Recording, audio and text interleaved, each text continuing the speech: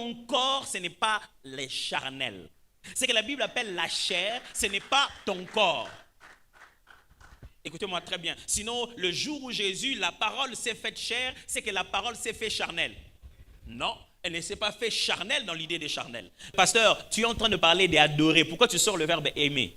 Vous allez voir que tout cela, je vais le répéter, rassembler. De craindre, aimer, obéir.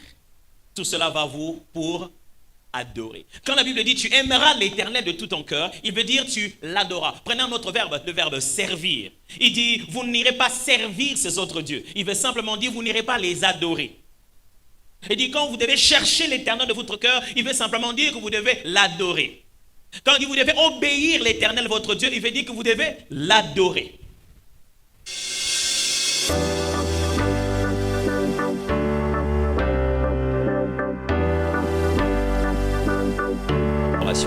Mais la question à laquelle je vais répondre, ou tenter de répondre avec vous, c'est comment? Comment adorer? Parce qu'après, il faut passer à l'action. Je suis peut-être contaminé, j'ai peut-être ça comme défaut, j'aime qu'on passe à l'action, j'aime que ça devienne pragmatique. On fait quoi après tout ça? Et moi, pour moi, cette première question qui a été posée à la première prédication des disciples de Jésus, cette question reste toujours dans ma tête chaque fois que je dois prendre un micro et parler. Même sans micro, tiens. Juste chaque fois que je dois parler. Hommes frères, qu'allons-nous faire? On peut bien avoir dit beaucoup de choses, mais après, on fait quoi? Et je suis des fois très dirigé vers l'idée de se dire, joli concept, bien expliqué, après, quand on descend sur le terrain, on fait quoi? On doit en arriver à avoir des points bien précis en se disant, allez, on commence comme ça. Je prie Dieu qu'à la fin de cet enseignement, que chacun de nous commence à comprendre par où commencer, qu'est-ce qu'il faut vraiment faire au quotidien. De sorte que vous puissiez vous-même vous dire qu'à force de l'avoir fait, vous avez grandi. Alors, mais aujourd'hui, je vais établir une grande base dans la question de comment adorer, parce qu'on peut aborder ça de plusieurs manières. Mais je pensais que je devais commencer d'abord par le côté le plus substantiel de la parole de Dieu. Que je ne vous donne pas seulement cela comme un cours comme un cours d'histoire ou un cours à l'école, mais ça reste esprit. Et donc je vais lire Éphésiens chapitre 1 à partir du premier verset. Paul, apôtre de Jésus-Christ par la volonté des dieux, aux saints qui sont à Éphèse et aux fidèles en Jésus-Christ. Que la grâce et la paix vous soient données de la part de notre Dieu, de notre Père et du Seigneur Jésus-Christ. Béni soit Dieu. Il est en train de glorifier Dieu ici. Il est en train de faire une louange. Quand on dit béni soit Dieu, je pense avoir expliqué ça les dernières fois où je suis arrivé ici. Ça ne veut pas dire, parce que vous savez, des fois les gens aiment bien dire il n'y a que le supérieur qui bénit l'inférieur. Mais vous trouverez beaucoup l'expression béni soit Dieu. Ça ne signifie pas que l'homme bénit Dieu. Quand l'idée est bénir Dieu ici, c'est l'idée de rendre des actions de grâce. C'est simplement une façon de dire aussi louange à l'Éternel. C'est pourquoi quand on dit je te bénis ô Seigneur, ça ne veut pas dire que je te donne de l'argent. Ça veut dire que j'ai des sentiments de reconnaissance, j'ai dit des bonnes choses pour toi.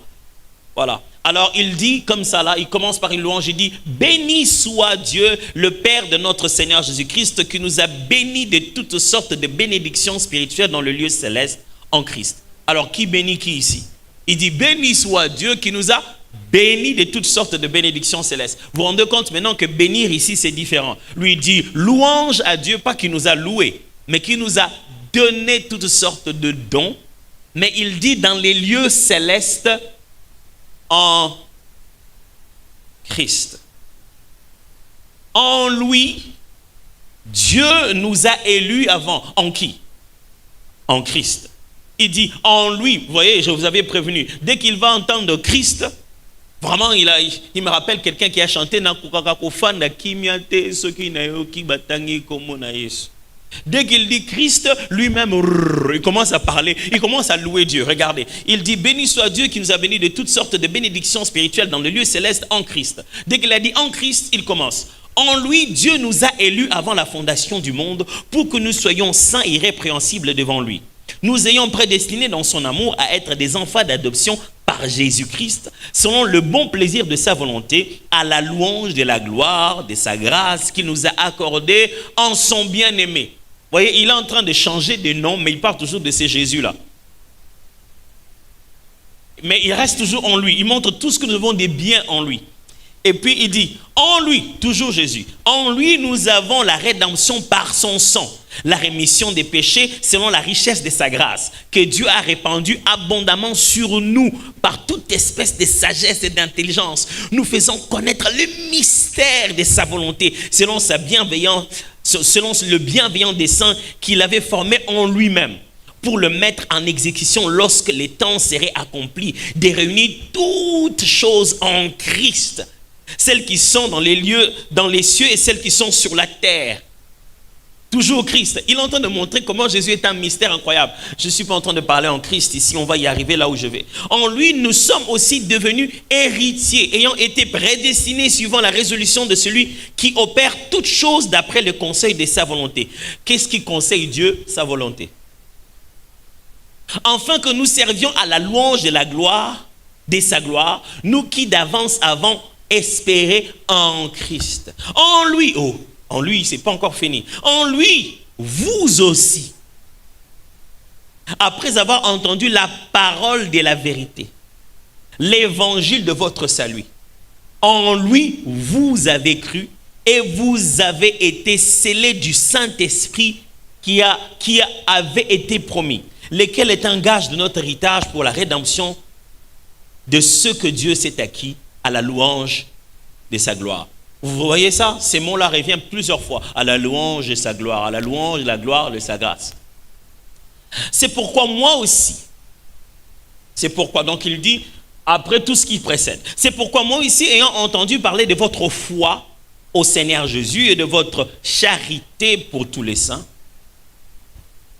je ne cesse de rendre grâce pour vous. Waouh! Je ne cesse de rendre grâce pour vous, faisant mention de vous dans mes prières. Tu dis quoi? Afin que le Dieu de notre Seigneur Jésus-Christ, le Père de gloire, vous donne un esprit de sagesse. Mais tu sais qu'on est devenu chrétien, Paul. Normalement, on a déjà le Saint-Esprit. Tu veux nous ajouter un autre esprit? Il dit, je prie pour vous, ayant entendu parler de votre foi et de votre charité, je prie pour vous, afin que le Père de notre Seigneur Jésus-Christ vous donne un esprit de sagesse et de révélation. Vous êtes toujours là? La fameuse prière dont je vous ai parlé, elle a commencé. Il dit, je prie pour vous, afin que le Père vous donne un esprit de sagesse et de révélation dans sa connaissance. Ok. Dans le livre d'Éphésiens, quand vous lisez beaucoup, faites chaque fois l'inverse. Paul a tendance à faire une cascade, une sorte de succession de plusieurs mots, sans article, sans verbe. La meilleure façon de comprendre ça, c'est de commencer par la fin. Ok? Il dit ici, que vous puissiez avoir un esprit de sagesse et de révélation dans sa connaissance. Ça signifie que, en le connaissant, vous recevez la révélation de lui et vous devenez sage au niveau de votre esprit. Vous voyez comment ça se passe? Alors, la révélation et la sagesse va commencer dans sa connaissance. Mais il utilise le mot connaissance à la fin. Vous allez mieux comprendre. Et la suite, il dit qu'il illumine les yeux de votre cœur. Qu'il fasse quoi? Il illumine quoi? Qu'il fasse quoi, mes frères? Qu'il fasse quoi? Qu'il illumine les yeux d'où? De votre cœur. Les yeux de votre cœur. On dirait quoi? Les cœurs ont des yeux. Pour que vous sachiez quelle est l'espérance qui s'attache à son appel, quelle est la richesse de la gloire de son héritage qu'il a réservé aux saints. Et quelle est envers nous qui croyons l'infinie grandeur de sa puissance, se manifestant avec efficacité par la vertu de sa force. Il l'a déployé en Christ en le ressuscitant des morts et en le faisant asseoir à sa droite dans les lieux célestes. Quelle belle image! Au-dessus de toute domination, de toute autorité, de toute puissance, de toute dignité et de tout nom qui se peut nommer, non seulement dans le siècle présent, mais encore dans le siècle à venir. Vous voyez où est-ce que Paul Baloche a trouvé les textes above all, au-dessus de puissance, au-dessus de toi, crucifié et tout. Il a tout mis sous ses pieds et il a donné pour chef suprême à l'Église, qui est son corps, la plénitude de celui qui remplit tout en tous. J'ai envie de ne plus vraiment dire grand-chose parce que j'ai l'impression que Paul a tellement dit des choses. Mais souvenez-vous, je suis là pour que nous puissions parler de comment adorer Dieu. Et je vous ai bombardé beaucoup de versets déjà. On va commencer à tourner là-bas et on va voir pourquoi tout ceci. Retenez très bien la prière de Paul pour l'église d'Éphèse. Essayons de nous souvenir. Paul prie quoi? Il prie que Dieu fasse quoi? Leur donne un esprit de sagesse et d'intelligence, sagesse et de révélation dans sa connaissance. Et qu'il fasse quoi encore? Qu'il illumine les yeux de leur cœur pour qu'ils voient l'espérance qui s'attache à son appel. Souvenez-vous très bien de cette prière. Comment adorer Dieu? Donc je ne viens pas ici aujourd'hui définir qu'est-ce que c'est que l'adoration. Ma démarche, c'est que vous puissiez vous dire, il est temps d'adorer, je passe comment à l'action. Alors le principe de base que j'aimerais enseigner aujourd'hui, c'est que l'adoration se fait avec tout son être. Esprit, âme et corps. Je répète, l'adoration se fait avec tout son être. Esprit, âme et corps. C'est ça vraiment le principe de base pour ce soir. Je vais répéter ça. L'adoration se fait avec tout son être. Et tout son être signifie esprit, âme et corps.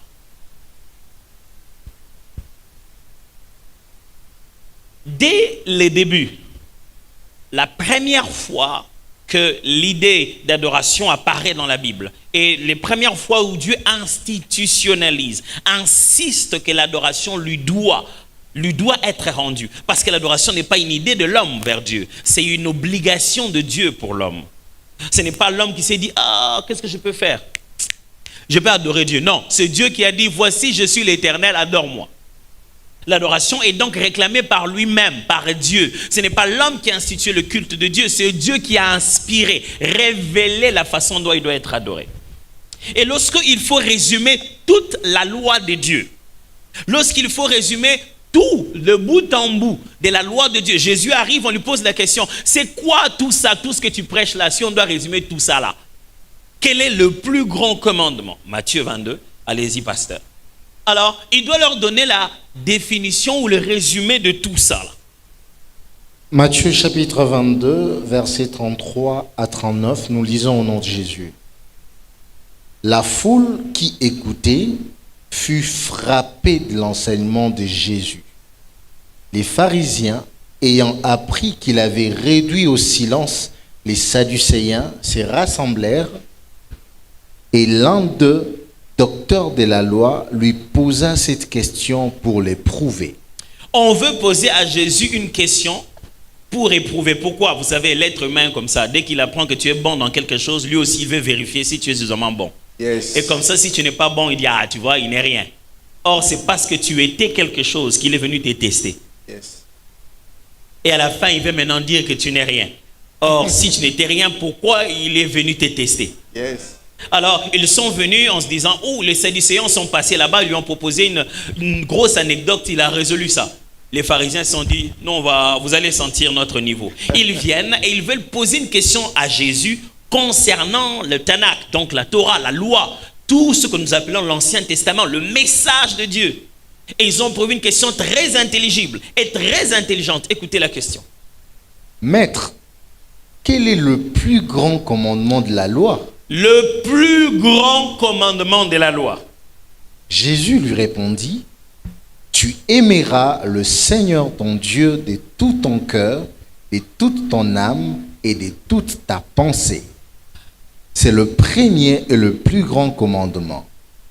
Et voici le deuxième, qui lui est semblable.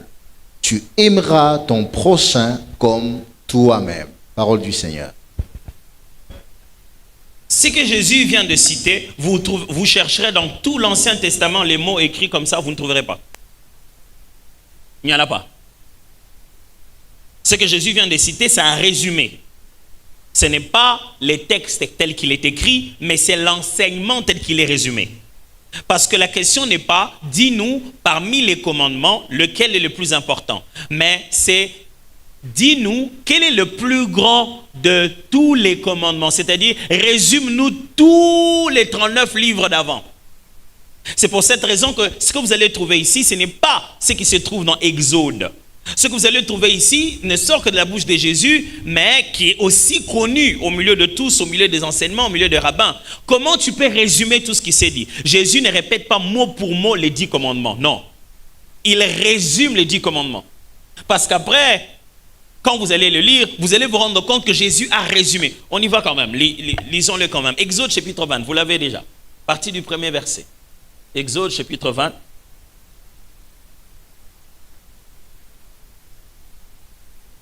Nous lisons Exode chapitre 20, verset... À partir du premier verset. À partir du premier verset. Excusez-moi. Alors, Dieu prononça toutes ces paroles en disant, « Je suis l'Éternel, ton Dieu, qui t'ai fait sortir du pays d'Égypte, de la maison de servitude. Tu n'auras pas d'autre Dieu devant ma face.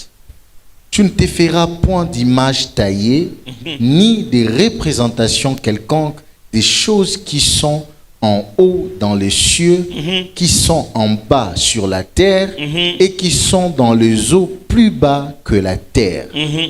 Tu ne te prosterneras point devant elles, et tu ne le serviras point. Car moi, l'Éternel, ton Dieu, je suis un Dieu jaloux, qui punit l'iniquité des pères sur les enfants jusqu'à la 3e et à la 4e génération de ceux qui me haïssent, et qui fait miséricorde jusqu'à 1000 générations à ceux qui m'aiment et qui gardent mes commandements. Verset 7. Tu ne prendras point le nom de l'Éternel ton Dieu en vain, car l'Éternel ne laissera point impuni celui qui prendra son nom en vain. Vous ne trouvez pas la phrase que Jésus vient de citer tout à l'heure. D'ailleurs, dans cette version de français, vous ne trouvez pas directement le mot adorer qui apparaît en français, mais le mot est à l'intérieur.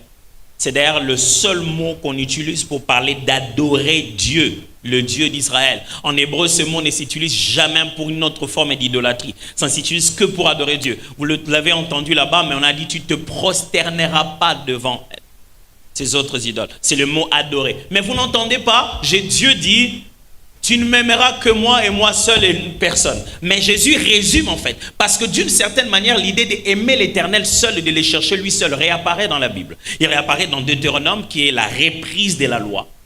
Jésus, on lui demande, quelle est la plus grande loi?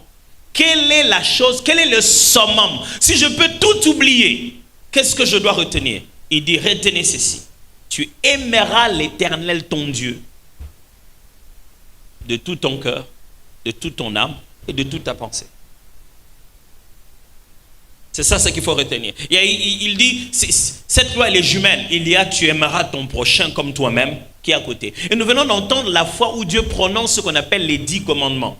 Lorsqu'il y a les 10 commandements, Dieu passe un long moment de parler de lui-même d'abord.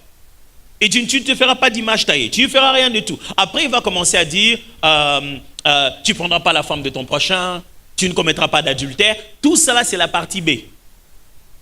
La partie B que Jésus résume en disant, tu aimeras ton prochain comme toi-même.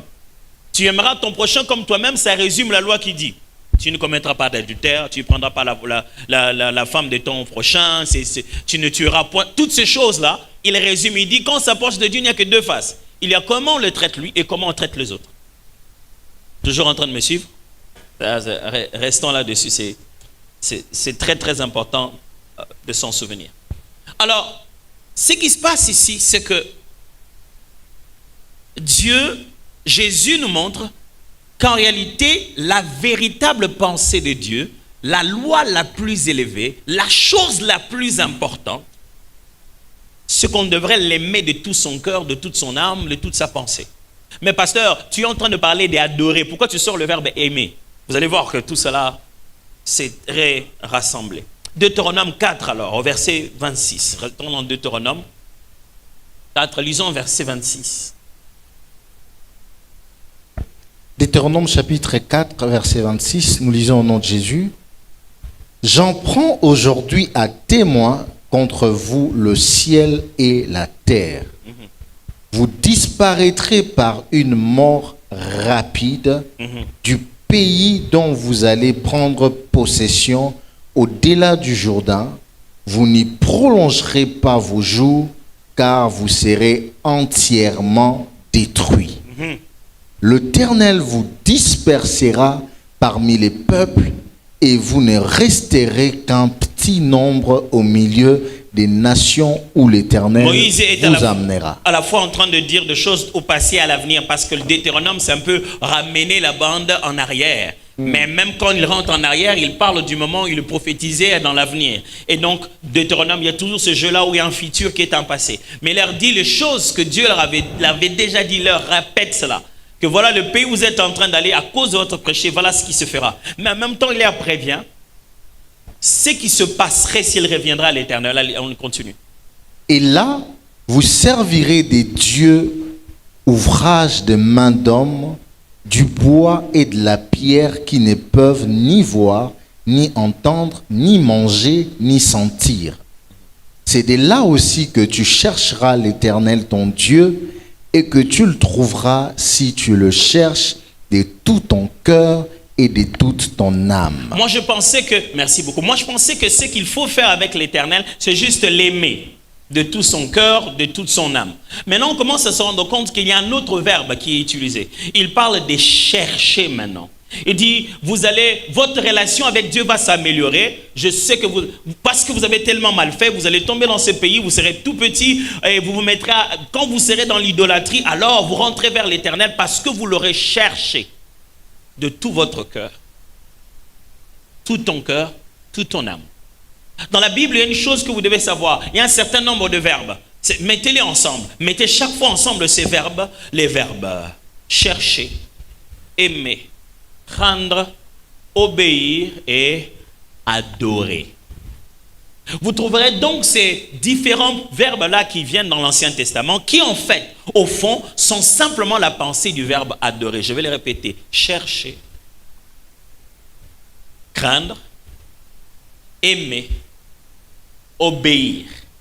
Tout cela va vous pour adorer. Quand la Bible dit tu aimeras l'Éternel de tout ton cœur, il veut dire tu l'adoras. Prenez un autre verbe, le verbe servir. Il dit vous n'irez pas servir ces autres dieux. Il veut simplement dire vous n'irez pas les adorer. Il dit quand vous devez chercher l'Éternel de votre cœur, il veut simplement dire que vous devez l'adorer. Quand il dit vous devez obéir l'Éternel votre Dieu, il veut dire que vous devez l'adorer.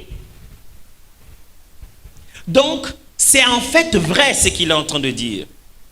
C'est en fait vrai parce que Jésus le répète très bien quand il parle avec le diable. Le diable veut le tenter. Dans Matthieu chapitre 4, on n'a pas besoin de le lire, vous avez déjà. Et il est en tentation, le diable dit, bon, prosterne-toi devant moi, et voilà. Et Jésus lui dit, il est écrit, tu adoreras le Seigneur, ton Dieu, et tu l'adoreras lui seul.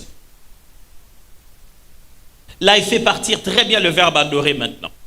Il dit, le commandement principal, quand il est en train de dire tu ne feras pas d'image taillée, quand il est en train de dire tu ne prononceras pas les noms de l'Éternel en vain, quand il est en train de dire tu l'aimeras de tout ton cœur, il veut simplement dire tu l'adoreras, lui et lui seul. Toujours en train de me suivre. C'est pour cette raison que Paul maintenant, en train de parler aux Thessaloniciens, il fait encore une prière. Il fait une prière pour leur être tout entier. Il veut que leur corps soit protégé au jour du retour du Seigneur. Et il ne veut pas que ce soit seulement leur corps. Il parle de leur être tout entier. Et voici dans ces termes qu'il en parle, donc, justement au chapitre 5, 1 Thessaloniciens, si vous y êtes. le verset 23. Les versets 23, nous lisons au nom de Jésus, que le Dieu de paix vous sanctifie lui-même tout entier et que tout votre être, l'esprit, l'âme et le corps soient conservés irréprochables lors de l'avènement de notre Seigneur Jésus-Christ. Paul dit ceci, le jour où Jésus va revenir, il faut que tout votre être parte avec lui. Yes. Et pour ça, il doit conserver ça. Et c'est quoi votre être, virgule, donc la formule utilisée là s'appelle apostrophe, donc il met une virgule, après la virgule, ça signifie que ce qui suit explique ce qui est allé avant. Donc il va dire, tout votre être, ce qui signifie, la virgule signifie ça, ce qui signifie l'esprit, l'âme et le corps. Je n'ai pas inventé ce que c'est qu'un être. C'est la Bible qui dit qu'est-ce que c'est que l'être. Quand on dit il faut adorer l'Éternel de tout ton être, pasteur, pourquoi tu dis qu'il faut adorer l'Éternel de tout ton être? Parce que l'être est fait de l'esprit, l'âme et le corps. Mais pasteur, mais tout à l'heure Jésus il a dit tu aimeras l'Éternel de tout ton cœur, de toute ton âme et de toute ta pensée. C'est justement ça le problème avec le français. Il est clair que jusqu'aujourd'hui, dans toutes les sciences, psychologie, tout ça, philosophie, on a toujours un problème de se dire l'âme, c'est vraiment quoi? Ça se trouve où? Ça se trouve à l'intérieur, ça se trouve dans la pensée. On tente de définir très très bien l'âme. Mais la vérité est celle-ci, selon ce que la Bible enseigne. La Bible, quand la Bible dit tu aimeras l'Éternel ton Dieu de tout ton cœur et de toute ton âme. Si pour vous, cœur et âme, c'est la même chose, pourquoi il met deux termes?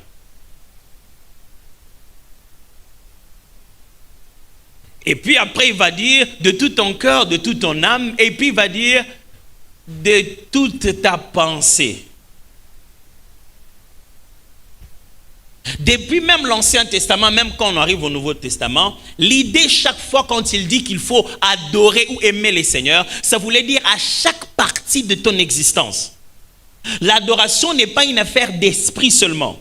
C'est une affaire d'esprit, âme et corps. Quand ton esprit adore, ton âme doit répondre et ton corps doit y répondre. Ça signifie que tu peux avoir perçu l'adoration dans ton esprit et tu as refusé à ton corps d'adorer. D'ailleurs, le mot adorer littéralement veut dire se prosterner. C'est un mouvement de corps d'abord. C'est peut-être parce que Jésus dit qu'il faut adorer le Père en esprit, en vérité, qu'on a l'impression que Jésus veut dire il faut adorer que dans la partie invisible de ton être. Non, pourtant quand il dit de tout ton cœur, ça veut dire de toute ta partie intérieure. Et puis il dit de toute ton âme, l'hébreu dit nefesh, de tout ce qui fait ton souffle d'existence, de l'esprit fondamental, l'esprit humain. En hébreu, il y a deux termes pour dire esprit, il y a nefesh et ruach. Et l'esprit humain, le souffle de Dieu à l'intérieur de toi. Tu dois utiliser ça pour l'adorer. Et quand Jésus donc dit, tu adoreras Dieu en esprit, en vérité, il n'invente rien. Quand on avait déjà dit, tu aimeras l'Éternel, ça voulait déjà dire de toute ta personne intérieure et de toute ta substance spirituelle. Est-ce que je vous complique jusqu'ici? Non, ça va aller. Ça va aller. Aujourd'hui, c'est ce qui signifie que Dieu ne veut pas l'adoration du corps. Il ne veut pas l'adoration de l'âme, il ne veut pas l'adoration de l'esprit, il veut l'adoration de tout ton être. Et chaque fois depuis l'Ancien Testament, l'idée de la totalité revient chaque fois. Et tu adoreras l'Éternel de tout. Tu le chercheras de tout. Et l'homme n'est pas tout avec l'esprit seulement.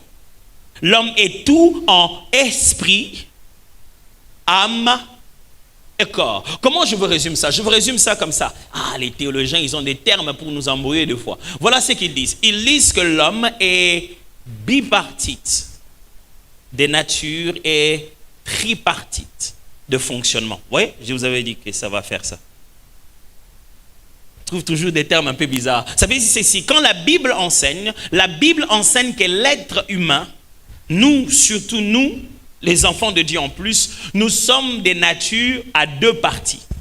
Nous sommes que deux parties. Ces deux parties, c'est quoi? C'est ce que Paul appelle l'homme intérieur et l'homme extérieur. Et quand il dit l'homme intérieur, là-bas, il mélange les deux, esprit et âme. Toute la partie invisible de l'homme, le nefesh de l'homme. et la partie extérieure, il parle ici de la partie physique.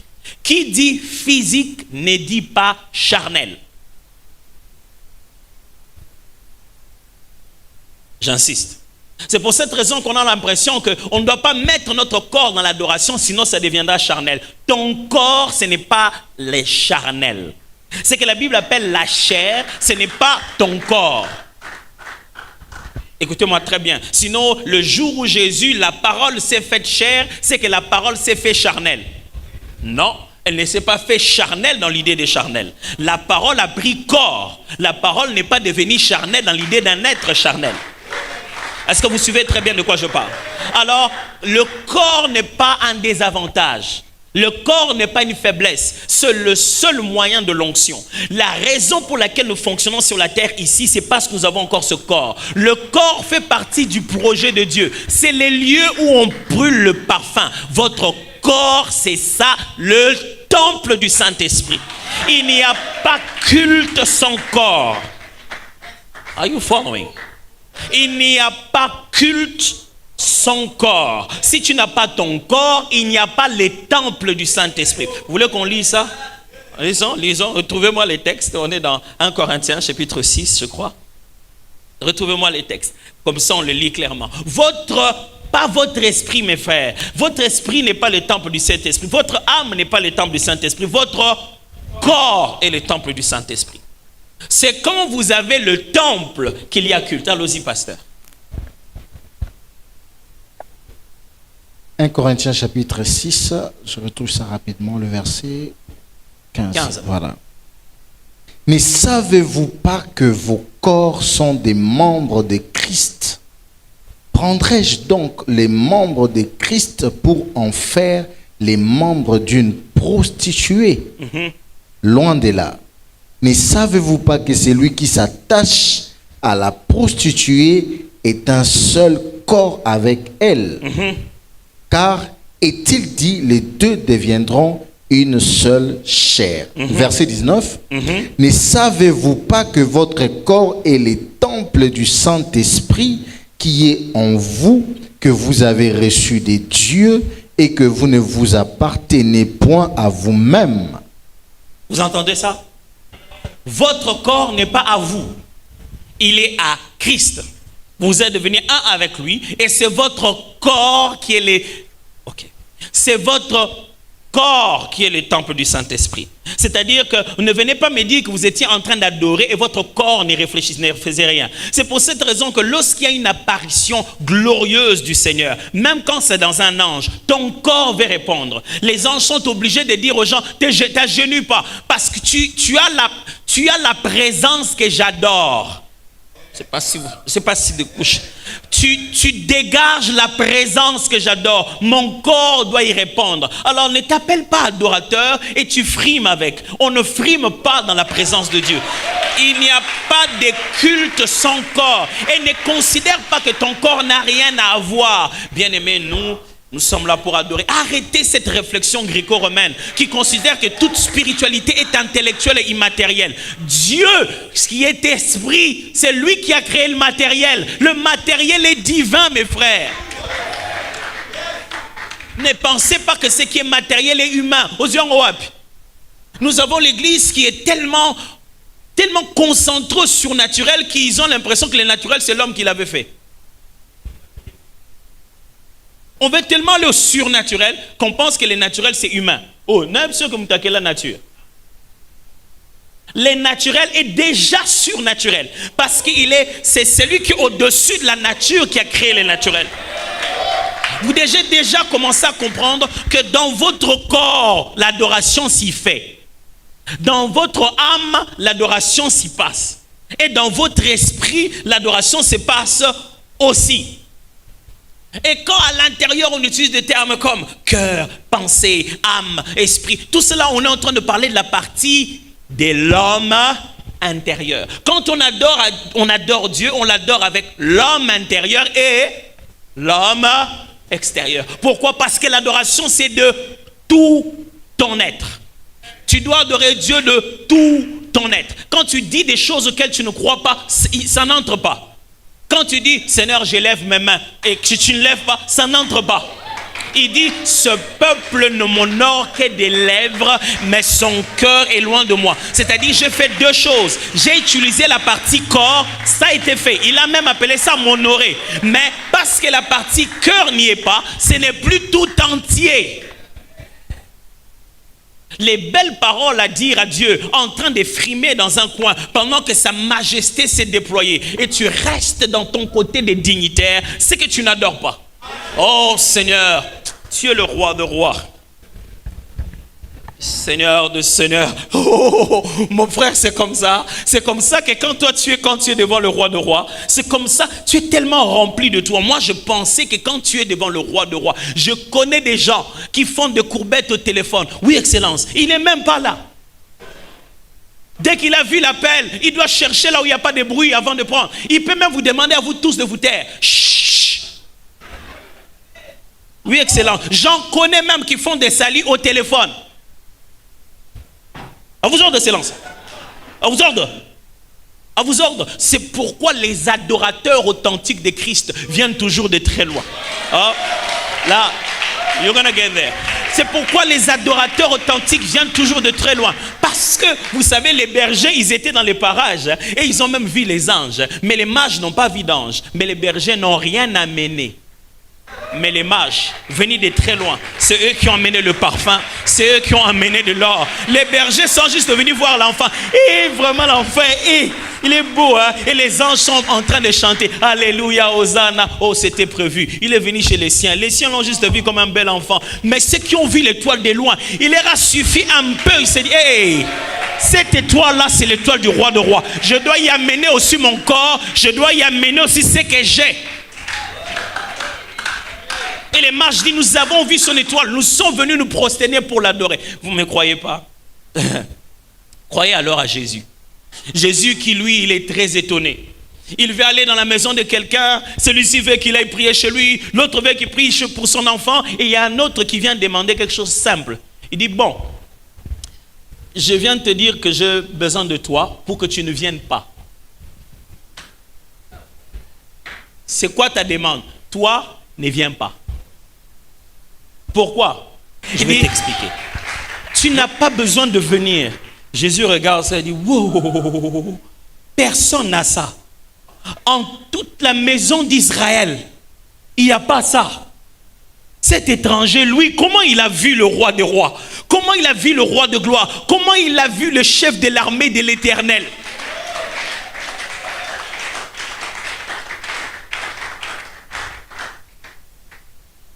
Et il a ça, c'est authentique. C'est pas seulement qu'il croit que je suis Seigneur. Il y croit tellement qu'il me refuse de venir chez lui et il considère que la parole suffirait pour guérir son enfant. Vous savez quel risque? Il dit, il y croit tellement. C'est pourquoi les gens sont très étonnés qu'à l'église, il se fait des fois moins de miracles que quand on va dans les campagnes d'évangélisation. Pourquoi? Parce que le païen croit directement. Et quand les gens commencent à entrer trop à l'église, ils veulent trop d'explications.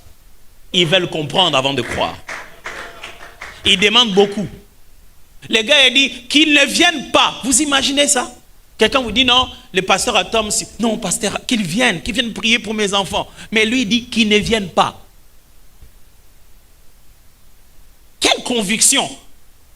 Dis juste un mot. Je crois que ça fonctionne. Vous allez comprendre pourquoi tout à l'heure. Alors, si cette base est claire, que nous adorons Dieu de tout notre être, et par être, je vais dire esprit, âme et corps, à chaque aspect de notre être là, comment se passe réellement l'adoration? Permettez-moi déjà de commencer progressivement à intégrer l'idée principale de comment se passe l'adoration en notre esprit. Parce que c'est là que ça commence. Et quand Jésus dit qu'on doit adorer le Père en esprit, en vérité, on a l'impression qu'il veut dire qu'il faut adorer que en esprit. Non. C'est là-bas que ça doit commencer. Donc la deuxième pensée que je partage avec vous ce soir, c'est que l'adoration commence en esprit. Mais alors la question c'est, comment? Alors, pasteur, vous êtes toujours, pendant que vous cherchez Jean chapitre 4 pour qu'on rentre là, alors, comment? J'ai dit, l'adoration commence en esprit. pas en esprit de Dieu, en l'esprit de l'homme. L'adoration commence en esprit. On y va. Vous adorez ce que vous ne connaissez pas. Nous Retenez bien les mots. Vous adorez ce que vous ne connaissez pas. connaissez pas. Oui. Nous adorons ce que nous connaissons. Nous connaissons. Car le salut vient des Juifs. Le mot qui est là en connaissance en grec veut dire expérimentant. Avons eu l'opportunité de rencontrer personnellement. Yes. Il dit nous adorons vous adorez ce que vous ne connaissez pas. C'est-à-dire, vous parlez, vous dites que vous adorez, mais vous n'avez jamais eu d'expérience avec lui. Vous n'avez aucune révélation de sa nature et aucun contact personnel avec lui. Nous vous parlons de quelqu'un qu'on connaît. Parce que l'histoire de pouvoir sauver l'humanité, le chemin par lequel Dieu sauve l'humanité, le Messie, vient de Juifs. Suite. Mais l'heure vient, et elle est déjà venue, où les vrais adorateurs adoreront le Père en esprit et en vérité. Car ce sont là les adorateurs que le Père demande. Le Père demande, merci beaucoup. Le Père demande des adorateurs. Et l'heure est déjà là selon Jésus. C'était le moment où il en parlait, c'est-à-dire la saison est déjà arrivée. Et le Père demande un genre d'adorateur. Quel genre d'adorateur? Il met adorateur au pluriel. Ce n'est pas un seul, c'est des adorateurs. Et les adorateurs qui adorent en esprit et en vérité. Les adorateurs qui adorent comment? Les adorateurs qui adorent en esprit. L'adoration commence en esprit. Aide-moi à dire ça aux voisins. L'adoration commence en... L'adoration commence en... Oui, le dit Dieu à notre... L'adoration commence en esprit. L'adoration, c'est une réponse de nature à nature. Je vous avais expliqué ça quand je suis arrivé ici. L'adoration, ce n'est pas dire à Dieu qui il est. L'adoration, c'est être tel qu'il est. C'est révéler sa nature pour qu'il se voie en face. Dieu est adoré quand il se voit en toi, pas parce que tu lui dis qui il est. Si toi, tu n'es pas ce qu'il est pendant que tu es censé être son image, tout ce que tu lui dis comme adoration est faussé. Ok, je vais répéter ça. Quand tu dis à Dieu qu'il est, c'est que toi, tu n'es pas. Tu lui fais croire qu'il n'a pas réussi en faisant de toi son image. Ce n'est pas l'honorer, ça. Est-ce que vous avez suivi ça? Tu viens là en train de dire à Dieu, oh Dieu, tu es bon, tu es merveilleux, mais toi, tu n'es ni bon. Tu es méchant. Si tu n'es pas ce qu'il est, même si tu lui dis à lui qui il est, il considère qu'il a échoué. Parce que toi, tu es censé être ce qu'il est. Vous suivez très bien de quoi je parle. Et Dieu ne nous a pas créés parce qu'il manquait quelqu'un pour parler. Et puis, entre nous soit dit, nous sommes des faux parleurs qui n'ont jamais rien vu de ce qu'ils disent. S'il y a des gens qui doivent décrire ce qu'ils ont vu, les anges auraient pu le faire. Mais la beauté de tout ça, ce n'est pas que nous disions à Dieu qui il est sans l'avoir vu. Mais c'est que nous nous comportions exactement tel qu'il est sans l'avoir vu. Avez-vous déjà rencontré un enfant dont le père a nié la paternité? Hein? Le père avait dit, c'est pas moi le papa. Le père a dit, c'était pas moi. Le père a même dit, non, je ne vais pas le voir. Mais un jour, il le voit. Même si il est comment? Un jour, il le voit, il regarde, il dit, ça. Cette sensation de fierté de s'être reproduit, la provocation de cette sensation, c'est ce qu'on appelle l'adoration. Est-ce que vous avez suivi? Alors, tu aurais beau, l'enfant aurait été son fils, il vient lui dire, père, ah non, moi, non, hein? Il se regarde et dit, ah, il dit qu'il est mon fils, il a même mon nom. Il n'a pas envie de le montrer. Il dit qu'il est, il en a même le nom, mais il ne l'est pas. Mais il ne l'est pas. C'est pour cette raison que l'adoration ne doit pas commencer dans le corps. Le corps n'est qu'une illustration. Ça ne doit pas commencer dans l'âme. L'âme n'est qu'une interprétation. Mais l'esprit est la nature authentique de Dieu. Il n'y a aucune autre... Écoutez-moi. Dieu ne fabrique pas l'esprit. Il sort ça de lui. Il le fait engendrer. C'est pour cette raison aucun esprit ne peut aller s'éteindre ailleurs. C'est Dieu qui a pouvoir sur tout esprit. C'est lui qui peut le rappeler. C'est lui qui peut le prendre. C'est pour cette raison, quelle que soit sa rébellion, le diable n'a pas pouvoir sur lui-même. Parce que c'est Dieu qui l'a créé. Et en ayant créé l'homme à son image, à sa ressemblance, l'image et la ressemblance de Dieu, Jésus le répète. Il dit pourquoi l'adoration doit être faite en esprit, en vérité. Pourquoi il dit ça? Pourquoi on doit faire l'adoration en esprit, en vérité? Vous n'avez pas lu, vous n'avez pas suivi. Hein? Il dit on doit adorer le Père en esprit, en vérité, car ce sont là les adorateurs que le Père cherche. Écoutez sa raison, il dit car Dieu est esprit. Conséquence, il faut. Il n'y a pas d'option. Il faut que ceux qui l'adorent dans un climat, un endroit, un lieu, un monde, quelque chose qui, en l'intérieur de ça se passe, il doit se passer en esprit. Ce n'est que le seul endroit où les deux natures se rencontrent. Ce n'est pas ce que l'on dit, mais il y a des étincelles qui ont lieu. Ce ne sont pas encore les paroles, mais c'est ce climat. C'est pour ça que quand ton esprit est plongé dans l'adoration, tu ne sais pas comment tu te sens. Tu sais pas. Quand tu pleures avec joie, avec bonheur. Après avoir fait du bien à Dieu, tu te sens bien. Parce que c'est toi-même que tu es en train de faire du... Oh my God, I don't know if you get it. C'est-à-dire, même quand Dieu est en train d'être élevé, c'est toi qui l'élèves.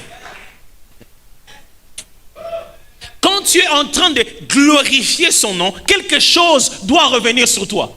Parce que tu es fait de la même nature que lui. Tout le bonheur qu'il ressent, il doit te donner la possibilité d'interpréter ça. Et c'est pourquoi Paul dit, béni soit l'Éternel qui nous a bénis lui. Lui maintenant, il nous a bénis de toutes sortes.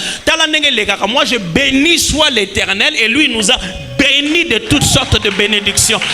C'est que moi je bénis soit l'Éternel et à ce moment-là lui il nous bénit de toutes sortes de bénédictions. Où est-ce qu'il va placer ces bénédictions? Dans le lieu céleste en Christ. C'est quel genre de bénédictions? Toutes sortes de bénédictions spirituelles. Toujours en train de me suivre ici. La question c'est comment? Comment ça se fait l'adoration en esprit? 3 choses rapidement. Il me reste 12 minutes, vous en faites pas. J'ai presque fini. Premièrement, comment se fait l'adoration en esprit? Première chose, pour que vous puissiez vous rappeler, une image exacte de Dieu. Une image exacte de Dieu. Votre adoration dépend de l'image que vous vous faites de Dieu. Suivez-moi très très bien, c'est très important.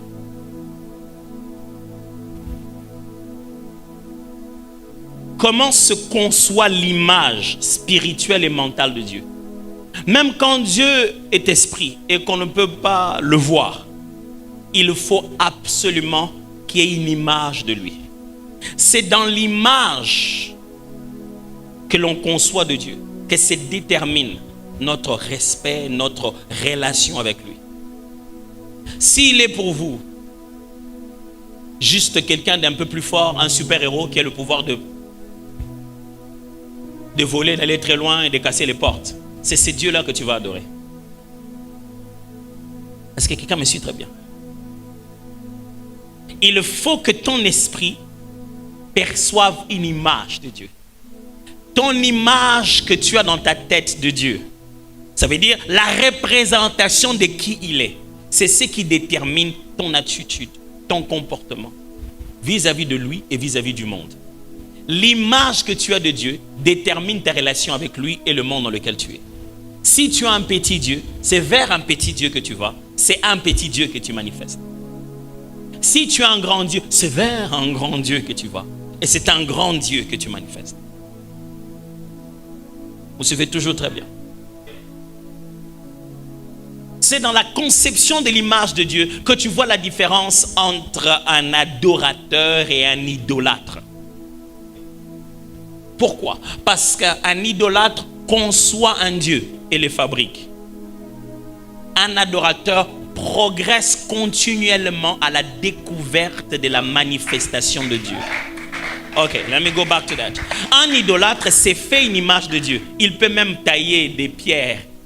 C'est lui-même qui participe à l'existence de son Dieu. Mais un adorateur est dans un travail continu, en train progressivement de découvrir qu'est-ce qui se passe. Ok. 2. Il faut le voir avant de l'adorer. J'ai juste voulu mettre 3 phrases qui disent plus ou moins la même chose, mais pour vous rappeler comment l'adoration commence en esprit. J'ai dit, il faut le voir avant de l'adorer. Pasteur, est-ce que tu n'es pas en train de contredire la Bible? Dieu est esprit, on ne le voit pas. Il faut le voir avant d'adorer. Frère, vous devez faire très attention à la conception du verbe voir dans la Bible. Le verbe voir dans la Bible n'est pas toujours avec les yeux de la tête. Il y a aussi voir avec les yeux du cœur. Vous ne pouvez pas adorer un Dieu que vous n'avez pas vu. En effet, le mot proskuneo signifie se prosterner en même le sol en direction de l'autel. Ou shachab, ça veut toujours dire la même chose, se prosterner en direction de l'autel, en direction de là où on se prosterne devant lui. Ce n'est pas juste se prosterner toi-même, il y a l'idée de celui devant qui on se prosterne. La première des choses que ton esprit doit percevoir, c'est une vision claire de qui tu es en train d'adorer. C'est pour ça ma prière est celle-ci, que le Seigneur ouvre les yeux de votre cœur. Et là, il va se passer une ribambelle de choses qui font même naître l'adoration dans votre esprit. C'est ça la troisième pensée. Comment naît l'adoration dans l'esprit? Je le dis et comme ça je vais finir. La connaissance et la compréhension spirituelle changent votre façon d'adorer.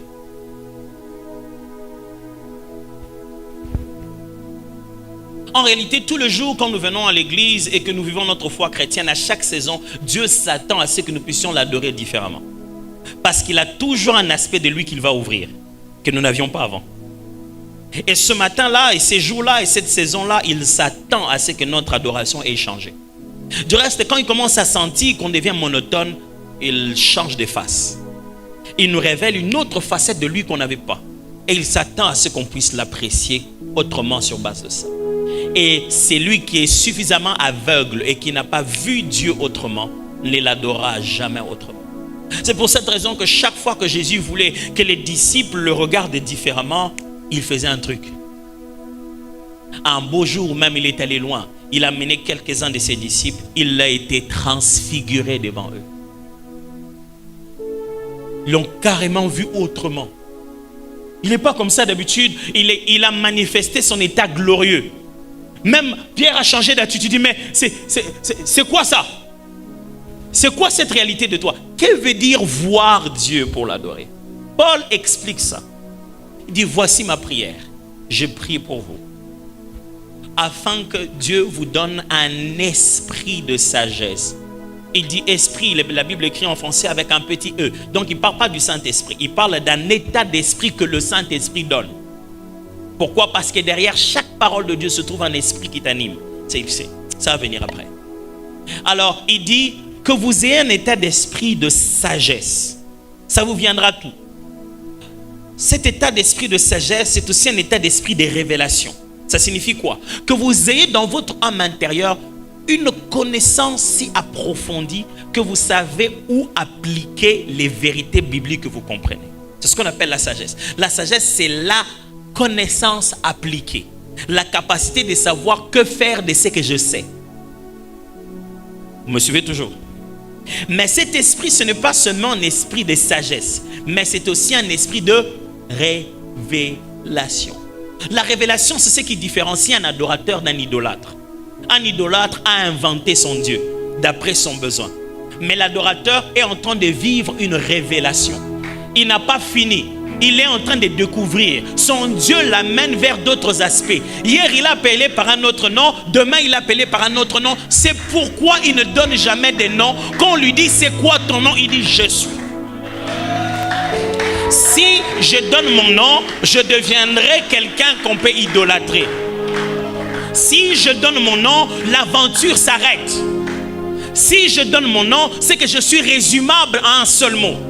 Je ne suis pas ce que je fais, je suis ce que je suis.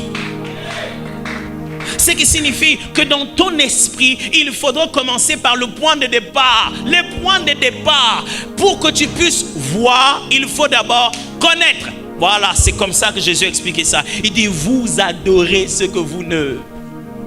C'est là que tout commence. Et Paul dit très bien que vous ayez un esprit de sagesse et de révélation dans la connaissance.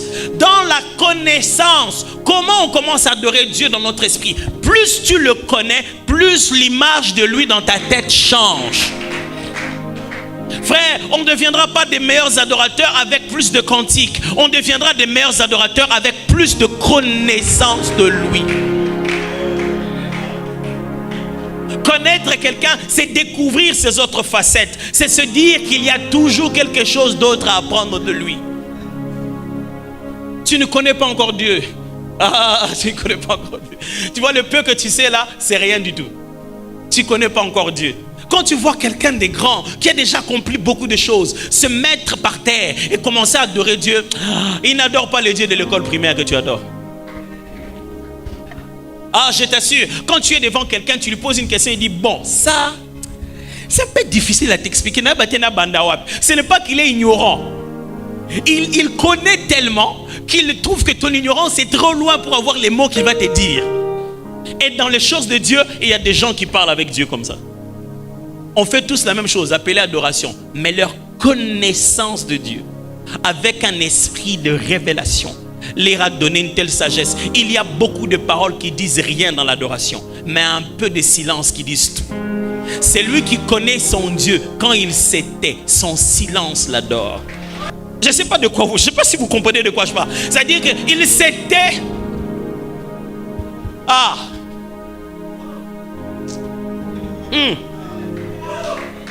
Il ne dit rien parce qu'il se passe quelque chose dans son esprit. Il voit, il visualise, une image se crée dans sa tête. Quelque chose se passe, une image se crée dans sa tête. Il se dit, Kalanando Monobo, je pensais que tu étais ça. Mais Dieu, tu es juste que ça. Et le psalmiste, il dit, quand je pense, quand je contemple les cieux, quand je sillonne, quand un adorateur arrive, vous savez, quand un adorateur arrive dans la profondeur de la présence de Dieu, il s'était. Tout ce que tu devais décrire, tu le vois. Qu'est-ce que tu dois dire? Quand tu vois ce que tu devais décrire, tu es complètement muet par sa beauté. C'est comme ça, à un moment donné, quand on adore, quand quelqu'un s'était, c'est pas qu'il a manqué de paroles, c'est que les paroles n'ont plus de poids. Les mots ne peuvent plus décrire. Ceux qui l'ont vu n'ont jamais décrit avec précision. Chacun d'entre eux dit toujours, il était semblable à. Il avait l'apparence d'eux. Il était comme. Qu'est-ce qu'ils ont vu ce jour-là dans la chambre haute? Ils ont vu du feu? Non. Ils ont vu de langues semblables à des langues de feu. C'était du feu? Non. Si c'était du feu, ça allait brûler leur tête. C'est quoi cette matière? C'était semblable à... C'est pourquoi Jésus, connaissant le Père, l'ayant vu, chaque fois qu'il doit l'expliquer, il doit d'abord se débattre avec la limite de l'intelligence humaine. Il dit, à quoi comparerais-je le royaume des cieux? À quoi? Il dit, si je vous parle encore à un niveau humain, vous ne comprenez pas. Et si je commençais à utiliser un langage céleste, de quoi vous allez... Est-ce que vous... La Bible, Daniel avait les visions de ce qu'il était et son corps rougissait. Même littéralement dans son corps, il dit, hey, oh Nini, qu'est-ce qui se passe?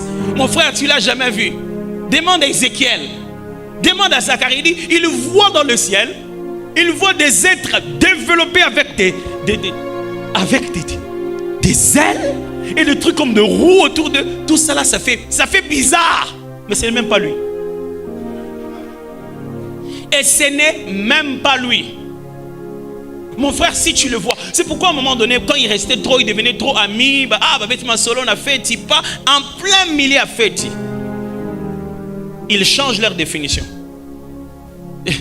C'est-à-dire que même quand tu viens à la fête, quand tu es venu avec Dieu, tu verras sa gloire. Ils sont restés, ils ont beaucoup parlé, ils ont tout parlé, mais il fallait un moment où Jésus devait leur montrer que Naïra a fait, il n'était pas tenu sauté. Il est resté dans la barque de Pierre, et puis à un moment il a dit, je vais lui montrer que moi, je ne loue pas la barque comme tout le monde. Quand Jésus a fait les miracles de poisson, qu'est-ce que Pierre a vu? Pas un grand donateur, la Bible dit, il se prosterna. J'aimerais bien voir comment il a fait ça dans la barque.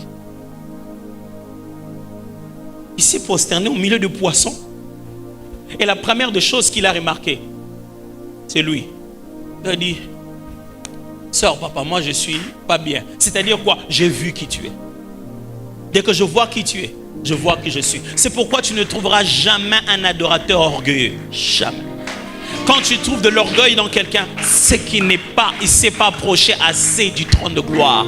La première des choses qui se détache de toi, c'est ton orgueil. On ne peut pas avoir deux rois dans la salle de trône. Si tu vois quelqu'un promener l'orgueil, il n'est pas encore arrivé au trône. Il n'est jamais arrivé là où le roi de gloire se tient. Quand on arrive là, il n'y a pas de roi. Ton orgueil ne peut pas résister. Les habitués du trône de gloire savent qu'on y va à genoux. Il n'y a plus rien à perdre. Je suis devant celui qui donne tout. Il n'y a qu'un seul Dieu. C'est pourquoi quand quelqu'un est un adorateur, il est dans l'humilité, dans lui-même il est inconscient. La simplicité de ce... Tout est dans... C'est tellement si simple. Pourquoi? Parce qu'il l'a vu. Si tu l'as vu, tu saurais que tout cela c'est rien. Paul l'a vu. Il a dit, quand je regarde ma vie, c'est devenu comme la boue. J'ai une question pour vous. Si je nous demandais tout à l'heure, fermons nos yeux et priez. Qu'est-ce que tu penserais de Dieu? Il suffit d'écouter ce que les gens disent dans leur adoration. Tu te rends compte que leur image, l'image qu'ils perçoivent dans leur esprit n'est pas correcte. Pasteur, comment on corrige cette image? La connaissance. Plus clair, plus exact devient ta connaissance, plus clair devient le Dieu que tu adores. Écoutez les chrétiens prier, même dans le temps d'intercession, tu les entends prier, tu te dis, ce n'est pas lui. Israël est sorti dans le désert. Ils ont, oh, le Dieu de Moïse, le Dieu de Moïse. Moïse part quelques jours seulement. Il dit, faites-nous le Dieu de Moïse. Pourquoi? Parce que quand l'homme ne voit pas celui qu'il adore, il le crée pour le voir en vue de l'adorer. Let me go back to that. Quand l'homme ne voit pas celui qu'il adore, il le crée lui-même pour le voir en vue de l'adorer. C'est pourquoi Deutéronome que je vous ai donné au chapitre 9, chapitre 4 à partir du verset 9, là-bas Dieu leur dit ceci. Quand vous serez dans le pays, garde-toi parce que tu auras vu le soleil, la lune et toutes ses armées, de pouvoir te mettre à les adorer. Dieu sait comment il a créé l'homme. Et tout ce que tu visualises comme étant grand et glorieux, tu as une tendance de majesté, de respect à ça. Ce qui l'ont mis pessimage, mon boy. Toi, tu vas te prosterner. C'est pourquoi on adore les habits, on adore les make-up, on adore des sportifs. Tout ce qu'on peut voir de glorieux, on adore. Imagine-toi, Dieu leur dit, attention, je sais que si vous regardez le ciel, vous risquerez de voir comment c'est beau. Tellement que c'est beau et c'est grand, c'est éloigné. Cette image risque de vous pousser dans l'adoration. Aujourd'hui, le monde est rempli d'idolâtres. Il va vous montrer combien de vues il a, combien de followers il a. Il vous montre son Photoshop. Et il devient l'objet de l'adoration de plusieurs. Et tu te dis, Dieu, moi je ne l'ai jamais vu. C'est pourquoi un pasteur est dérangé par ça. Vous ne l'avez pas vu? Je vais prier pour vous. Enfin qu'il ouvre les yeux de votre cœur. Qu'il vous donne un esprit de sagesse. Où vous commencez à voir que veut dire ces textes de la Bible. Mais que cet esprit vienne avec révélation. Afin de vous amener à une véritable connaissance. Je ne vous parle pas d'information. Je ne vous parle pas de théologie. Je vous parle de la connaissance de Dieu. Un Dieu que vous connaissez, que vous avez vu dans votre famille, que vous avez vu dans votre santé, que vous avez vu. Sachez-le bien que tout ce que vous pensez qu'il est, il n'est même pas ça. Il est plus grand que ça. Sachez-le bien, tout ce que vous croyez qu'il peut faire, oh, il peut faire plus que ça. Et il n'y a rien qui fasse du bien à Dieu. Vous voulez que Dieu fasse des choses dans votre vie, imaginez toujours qu'il est beaucoup plus grand que ça. Et ça fait du bien à Dieu quand il voit un enfant qui ne l'a jamais vu, mais qui se comporte comme lui. Il dit ça, c'est l'adoration. Baissons nos têtes. Si notre esprit ne l'a pas perçu, nos paroles ne peuvent pas le dire. J'entends des fois les gens dire des choses dans l'adoration. Je me dis, est-ce qu'il sait de quoi il parle? Mais vous n'avez pas besoin d'aller dans une retraite et attendre une visitation angélique. Ouvrez la parole et prenez note sur ce qui se passe dans votre vie. Parce que Dieu ne se révèle pas à vous que par des versets. Il est là dans cette histoire de Minerval, là dans cette affaire d'accouchement. Il est dans le processus de l'histoire du visa. Il est là en train de se faire une histoire. Les autres nations n'adoraient pas le Dieu d'Israël, mais ils les craignaient. Il dit, ah, c'est Dieu-là, c'est lui qui a détruit les dieux d'Égypte, qui les a fait marcher au milieu de l'eau. Il a fait ça pour qu'on sache qui il est. Il le fait pour que tu voies qui il est. Dieu, je prie ce soir, illumine les yeux de nos cœurs.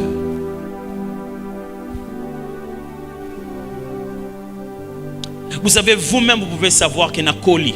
J'ai grandi, quelque chose, une compréhension de Dieu a changé en moi. C'est ça que je demande.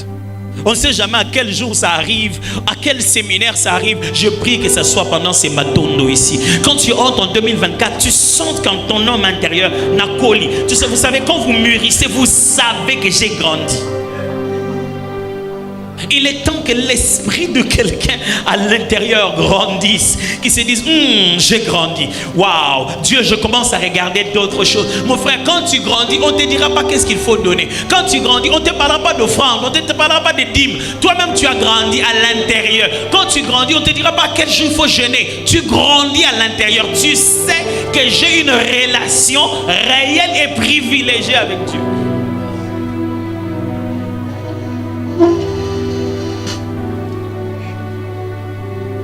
Juste pendant quelques secondes, j'aimerais que vous puissiez prier vous-même en disant, Dieu, ouvre les yeux de mon cœur.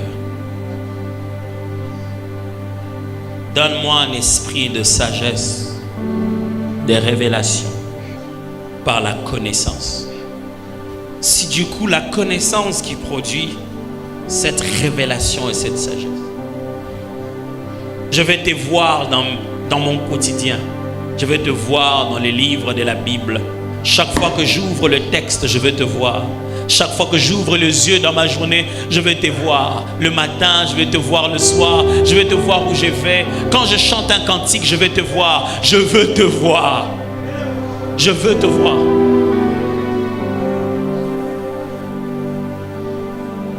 Je veux te voir.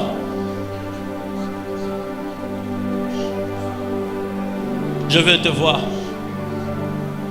Je veux te voir. Vas-y, prie le Seigneur. Je n'ai plus beaucoup de temps, mais je me prie parce que ton esprit a besoin de sceller ça à ton intérieur. Tu as besoin de sortir des paroles de la bouche. C'est comme ça que ça reste dans ton homme intérieur. Ne laisse pas ça être une réflexion. Ça va s'oublier. Fais de ça une prière. Prie, vas-y, prie, parle à Dieu. Je veux te voir. On le signe.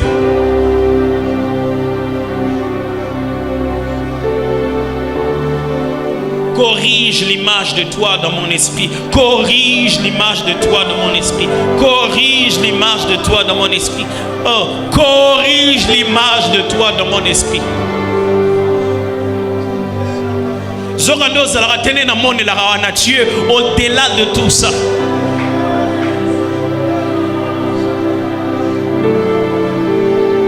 Tu es au-delà de tout ça.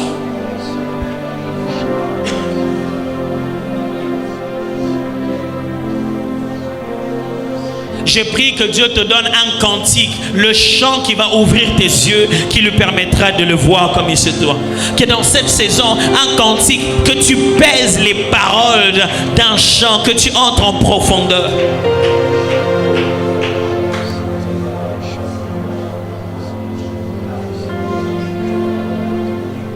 Je l'ai vu dans la gloire.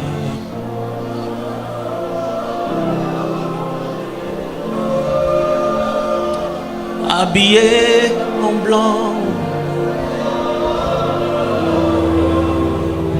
marchant au milieu des chandeliers.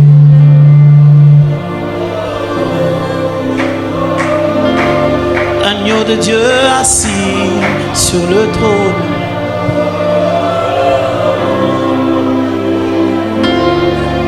Je l'ai vu dans et gloire.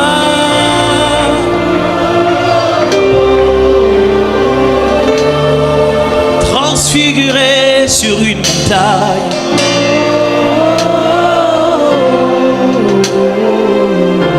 Et les anges chantaient par milliers.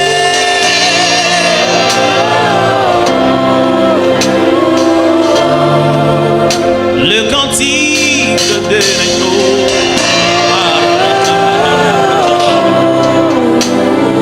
Je prie que la distraction disparaisse de ta vie. Que tu commences à remarquer que Dieu est en train de se révéler. Même dans ces choses que toi tu ne vois pas, tu ne crois pas, tu ne sais pas. Mais dans lesquelles Dieu est dedans. Que la distraction, que les écailles de tes yeux tombent. Que tu vois que Dieu est là dedans. Qu'après l'expérience, au kola na kinzambe, au kola, que ton homme intérieur grandisse. Tu te dises, hey, je vois maintenant que Dieu est comme ça. Que ta conscience de Dieu change.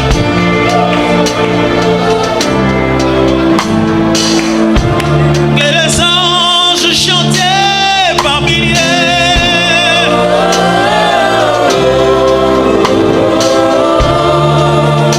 Le cantique de l'agneau.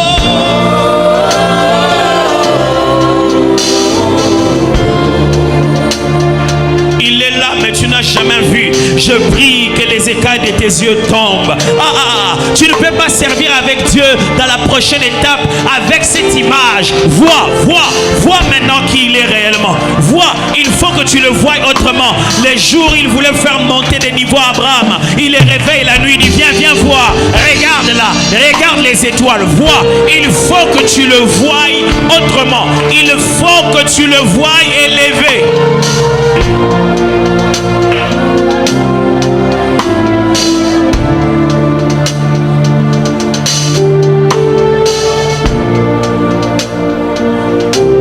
Il faut que tu le vois élevé.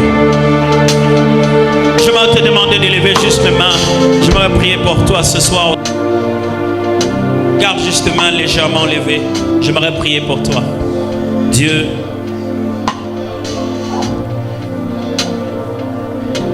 Moïse a dit, fais-moi voir ta gloire. Oui, fais-moi voir ta gloire. Si je trouvais grâce à tes yeux, fais-moi voir ta gloire, afin que je trouve encore grâce à tes yeux. Tout le monde ne comprend pas qui tu es parce qu'il a eu un songe. D'autres, c'est seulement quand la maladie est partie. Tout le monde n'arrive pas à comprendre qui tu es parce qu'il a reçu une prophétie. D'autres, c'est avec des larmes, ils se rendent compte que tu ne les as jamais oubliés.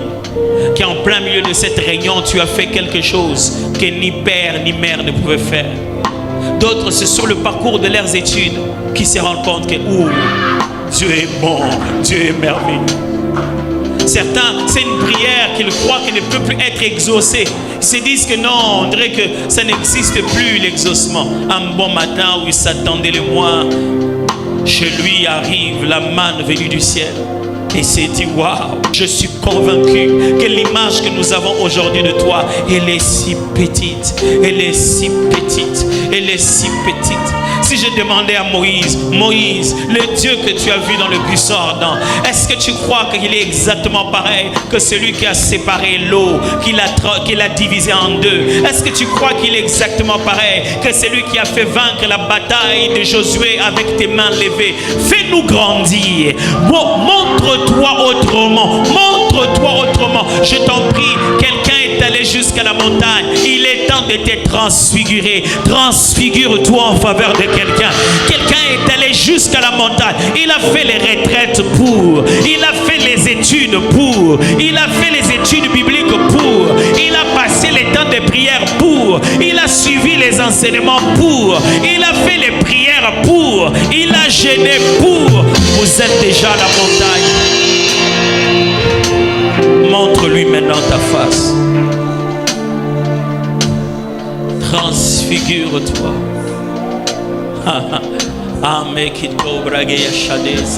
Transfigure-toi. Transfigure-toi pour cette église de terre sacrée. Ah oui, ah oui, ah oui, ah oui. Transfigure-toi. sont venus jusqu'à la montagne, mais ils ne s'attendaient pas à ce que tu vas te transfigurer. Et quelqu'un est monté, il est monté très haut. Maintenant, c'est le temps, il doit voir un autre visage de toi.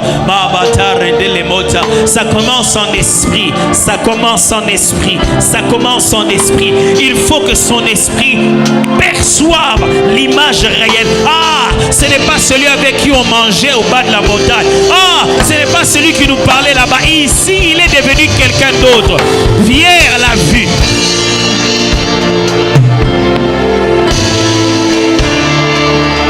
Quand Pierre l'a vu, il a dit, faisons des tentes. Tu n'es pas comme ça tous les jours. Pierre, on a laissé les gens en bas. Non. Restons ici. Ici, je suis arrivé. Je prie et je déclare, à la montagne, il va se transfigurer.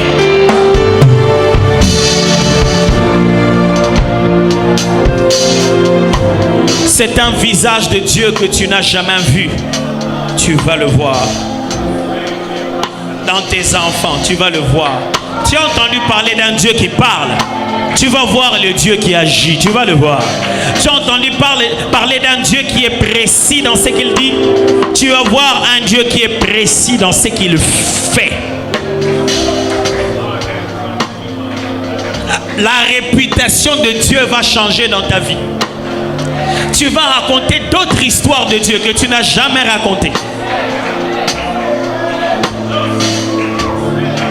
Il va te sortir de cette boîte-là. Il va te sortir de cette boîte. Tu vas changer la définition de Dieu. Tu n'auras plus de mots. Tu vas te taire. Tu vas te taire par la gloire. Il sera tellement exactement comme c'est écrit que tu n'auras pas de mots pour expliquer. Quand Dieu se révèle, il n'a plus besoin d'explication.